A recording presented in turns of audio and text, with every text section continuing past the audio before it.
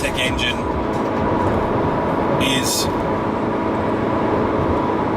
a much more enjoyable experience on the most part. They usually have better economy, better power, better response, they sound better, they don't struggle as much, they're tuned to run.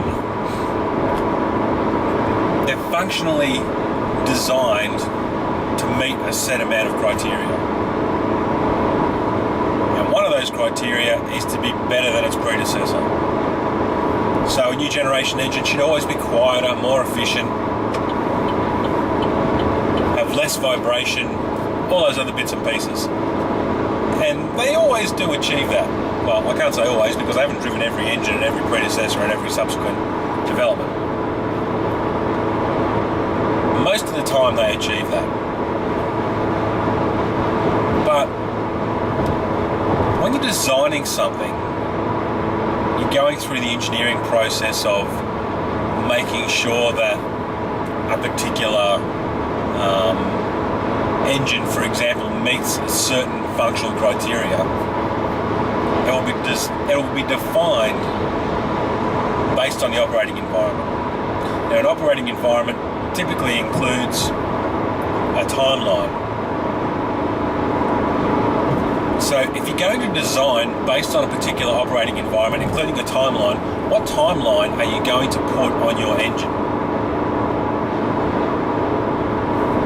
Let's move a little bit back from the engine itself. Let's just address something that has come into pretty significant popularity lately. Stop-start engines.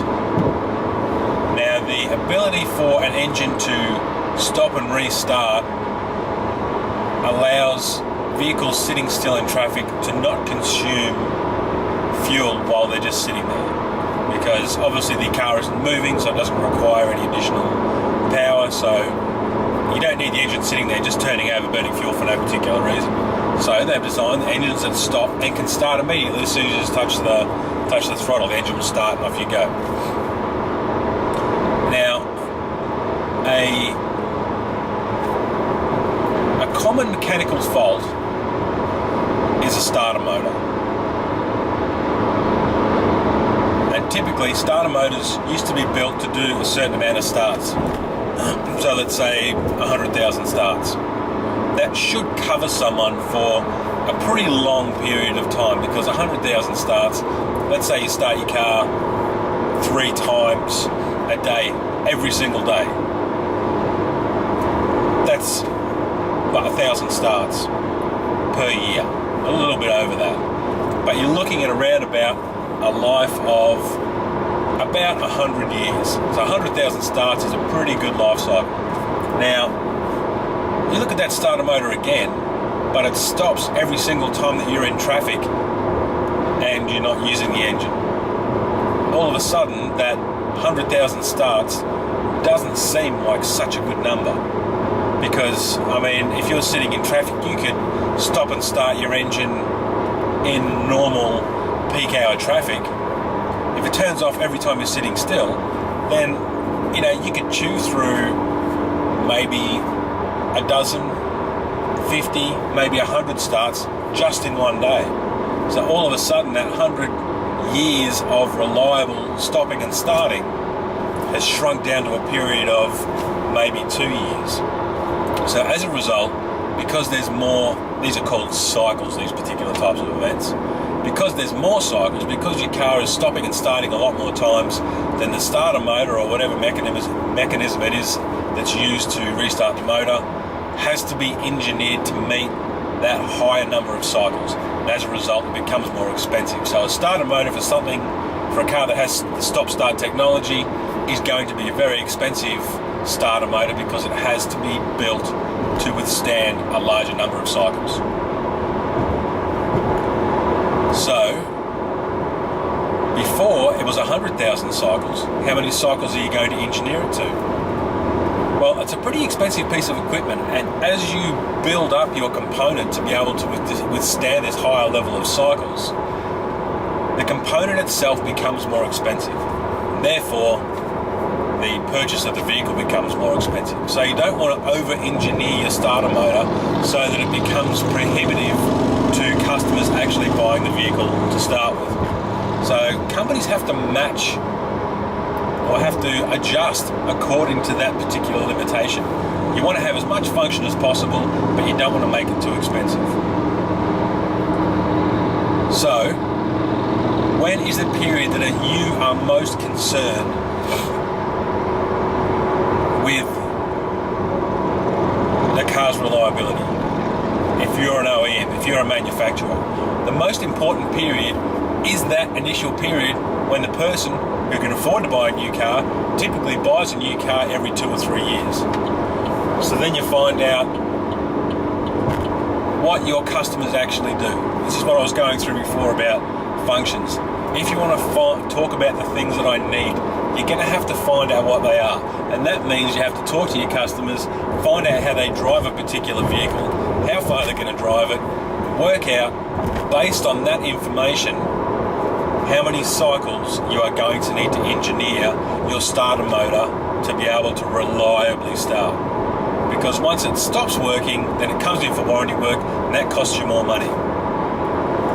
And again, the cost of the component comes into a major consideration as well. Because if you're replacing one under warranty, then it's pretty expensive. But if you over-engineer it to make sure that it makes it past that warranty period, then it's still going to be an expensive component, and again, prohibitive to purchase, and you don't get as many sales. So it's a pretty hard balancing act that OEMs have to go through, the manufacturers have to consider when they're engineering their products. The consequence of that is that in the future, when these vehicles, which have this new flash technology like stop-start technology and high cycle starter motors that have been engineered to be able to make it for a certain amount of time, they would have been engineered to meet the warranty period. Once you get outside the warranty period, you're on your own. So you're going to start looking at used vehicles that are going to have some pretty damn expensive repairs in the future. Lots of big trouble. So that's why I don't really like those super high-tech engines, because in the future they're going to become part of, this is a trademark term by the way, the Reliabubble. And that is the point when all the new technology vehicles reach the usable life or exceed their warranty period, and the cost saving of the efficiency benefit you get from a particular new type of technology is overcome, and the advantage is lost based on the cost of repairing that particular technology. So the benefit of all this high-tech engine is better efficiency, better power, better response. That advantage is lost once you start paying $5,000 for a high-pressure fuel pump for a direct injection system. So that's the reliability bubble, the Reliabubble. And while you might think that the OEMs would like to over-engineer something and make it last for as long as possible, they don't. They want to make as much money as they possibly can. And that means they want to keep their rich customers happy, not their poor customers that are buying stuff in the used car market.